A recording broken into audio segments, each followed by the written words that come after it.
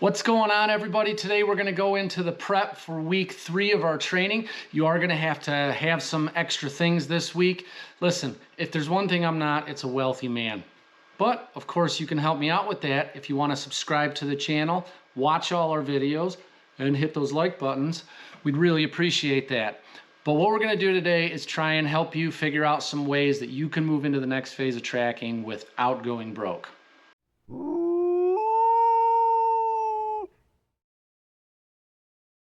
So this week we're going to be transitioning from our scent drags to just the footsteps. We're really going to try and coach the dog into learning how to problem solve those little gaps in the scent between each footstep, or even larger gaps as we get more advanced in our training. So there's a couple different techniques that we can employ to teach our dogs and kind of coach them through this segment of the training.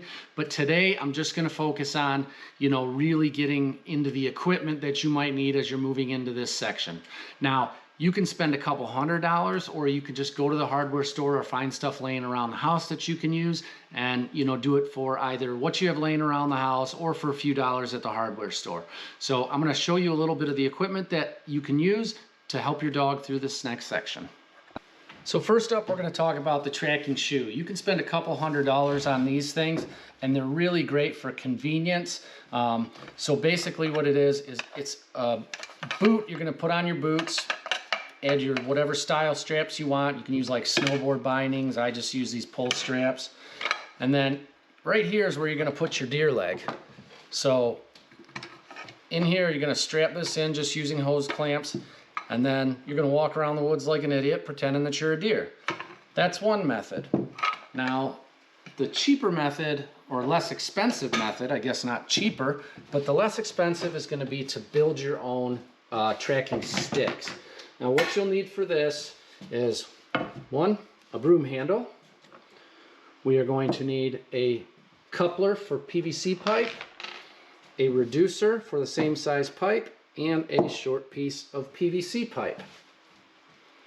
Now I got 2-inch just because it's what I had laying around the house, but realistically you could probably go with 1.5" PVC. Reduced it down to 3/4 so it'll fit on the broom handle, and this coupler is just to join the two together.